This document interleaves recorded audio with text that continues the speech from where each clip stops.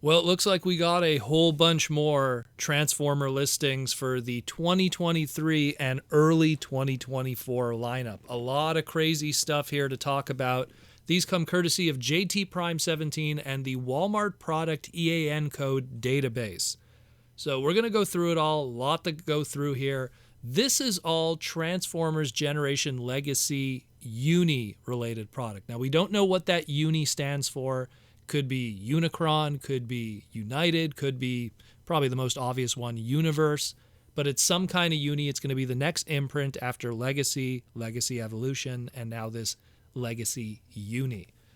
So then we got core classes, we got deluxes, we got a lot to cover here today, a lot of cool stuff. We'll also reiterate what we've talked about in the past in December of last year in relation to this Uni line. So let's do that. So the first one we have here is a core class Rock number 1. Obviously a code name. We're going to see this Rock part across the entire line, kind of the same way how we had that Energon monster name that was used across all of Legacy Evolution and Legacy for a character. And they were all unrelated to each other. So Rock number 1 could be anything. Some people could read deep into it and go, oh, we're getting Rock Lords. Maybe not. It's probably something else. Here we have a core class Energon Megatron. This is fantastic news. It's the first time we're seeing an Energon character being used in this modern Legacy line. So that's fantastic. It's funny how the Energon Megatron or or Superlink Galvatron, as he was called in Japan, how that character seems to just get smaller and smaller as he gets a newer release. His first toy was that big leader scale. They called it a super class at the time, super scale. And then they did a smaller version, which was an ultra scale, as they called it, which kind of like what a Voyager is today, maybe even a small leader class. And then we got a McDonald's one in Europe afterwards, which was much smaller. And now we're going to have a core class. So it's going to be quite the photo I'm going to take in the future when I get my hands on this guy. What's also cool about this is because it's kind of like a jet, there's a lot of different things you could do with that. And of course, the obvious being now we could get like a core class Shatterglass Megatron out of it because that's what the mold originally came from back in the day. But there's probably a lot of cool stuff that could be retooled and repainted out of it afterwards. So I'm very curious what they're going to do with that. Obviously, the Galvatron repaint will come from it and a bunch of others, but awesome. Here's another one, Uni Core Class Beast Wars Tazmanian Kid. Interesting choice of name. Tazmanian Kid is the Japanese name of what we had as Beast Wars Snarl here in America. That was the Tasmanian Devil Transformer from Beast Wars. I really like that toy. It's a fun little toy, nice detail. And Tazmanian Kid in Beast Wars 2nd or Beast Wars 2 was a really cool Cheetor-like kind of character. So that's exciting. I only hope that this is a brand new mold, tooled from the ground up, and it's not just like some insane partial or retool from Rat Trap. I mean, if they pull it off and it looks good, then hey, I have no problem with that. But I'm really curious how they're going to go about it, because is it going to be new tooling? Is it going to be just from Rat Trap? They've made miracles in the past with this partials. I mean, Metal Hawk. So we'll see what happens. Now let's get into the deluxe classes, and we got a lot of them here. So the first one here, and another exciting one, Uni Deluxe Class Animated Bumblebee. So we already saw Prowl. We saw the rumored listings of the animated Optimus Prime that we're going to be getting in this Uni line. Lugnut won the Hall of Fame, so he's probably due for a character at some point. And Lockdown, well, we have that Junkion design in the background there. Sooner or later, Lockdown is coming.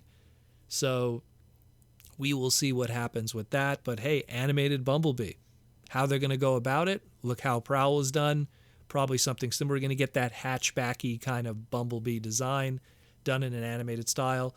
I'm pretty sure it's going to come out pretty well and people will be happy. Man, Derek, look what's happening now, Derek. Look at all of this animated stuff. Then we got a Uni Deluxe Class Rescue Bots Chase. So Sam Smith, not too long ago in the Q&A, talked about how he would love to see Rescue Bot stuff and how he would love to see Blades be done specifically. I guess he was just teasing at something, because now we're going to get Rescue Bots Chase the police car, the police bot, as he was called. So, hey, yeah, we're getting Chase. I guess that's one way also to keep that Chase trademark, because that's also a throttle bot. So there's a lot of different ways we could go about it. But, hey, cool. Chase the Rescue Bot. We're getting Rescue Bots characters done in a legacy style. So sooner or later, we're going to see some of those other Rescue Bot characters if there is a demand and it's received well by the fans. Here's one that I've been asking for a while. Uni Deluxe Cyb Windblade.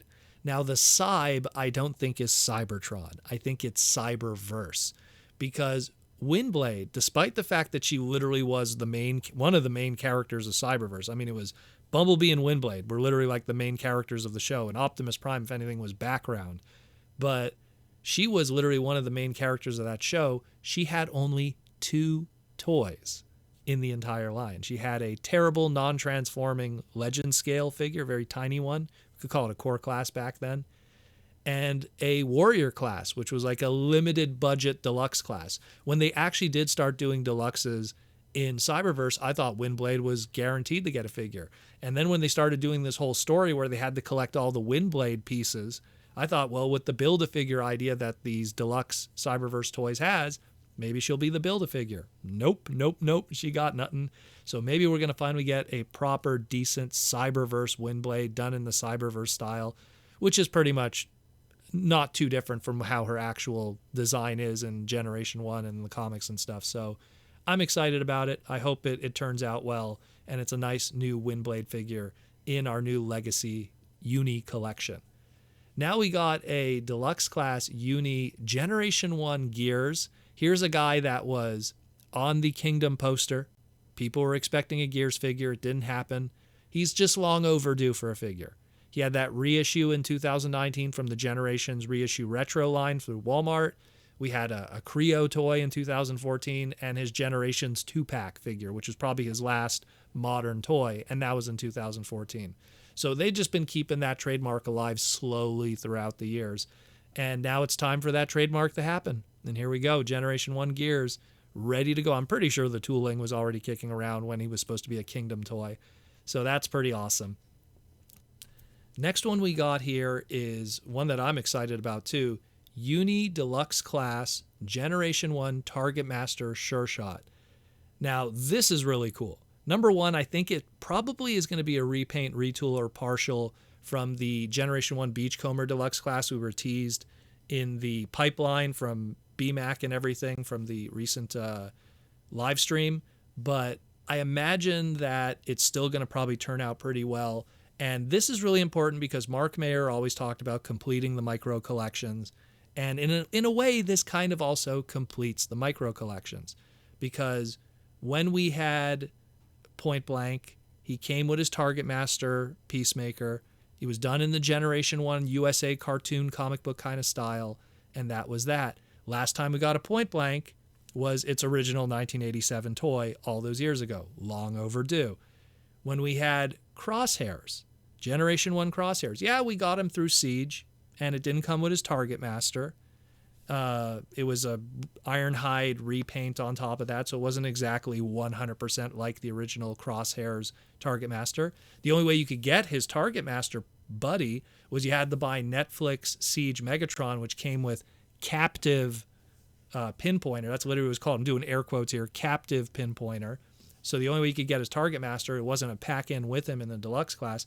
You had to buy the Netflix Siege Megatron in order to get his Targetmaster. So that was kind of like the weird one, but at least we got Crosshairs based off of the Generation 1 version there, not the movie version or any others.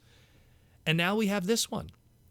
And this one, too, much like Crosshairs, much like Point Blank, they were characters that their only toy prior to that was their original 87 releases.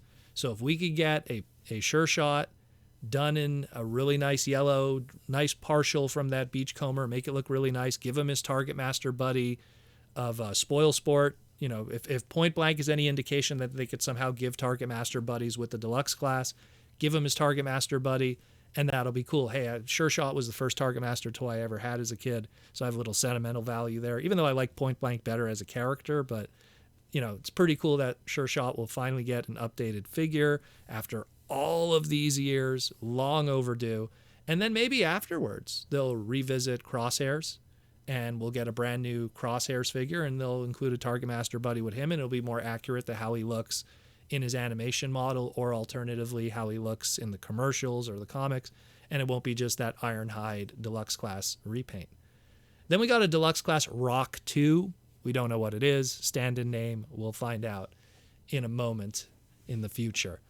And the last one we have here is a Deluxe Class Cyb. Just like Windblade is a Cyb, this one is a Cyb Chromia. So I think this also might be Cyberverse Chromia. Chromia started to get a much bigger role in Cyberverse in the later half of the series. And she's one of those cases where it's like, hey, Chromia, you actually have a decent kind of role in the show. How many toys do you have in Cyberverse? Oh, just one. And it's a tiny turbo changer. Okay. You know, keep in mind, Prowl had a much smaller role in the show, and he had 6 different toys. So crazy stuff. Anyways, I mean, hey, if we get a new Chromia figure, it's a way to keep that trademark going. And it's a new Chromia figure, so another fembot. And she'll probably look cool because the Cyberverse design was pretty dynamic, and I liked it. So that's pretty awesome. This goes on top of all the other Legacy uni stuff that we talked about in the past. You could go check out that segment. The leader, I'll put it in the pinned comment and description below and everything. The leader class Tigerhawk that we talked about, the leader class Sandstorm, the Voyager class Optimus Prime, the Voyager class Prime Thundertron, and the Voyager class Cybertron Starscream, and the other Voyager class Beast Wars Silverbolt. So it looks like combined with this, because these are all deluxes and core classes, and what I just listed now are Voyagers and Leaders, I think now we know everything for maybe Wave 1 or Wave 2 of this Legacy Uni line now. It's all right in front of us, but we will see. Let me know what you think. This is pretty hype stuff. There's a lot of crazy stuff here to talk about. We got a live stream tonight, Saturday night. Let's do it. It's going to be hype stuff, and I'll talk to you again real soon. I hope to see you there for the Saturday night live stream of the Transformers Slag podcast.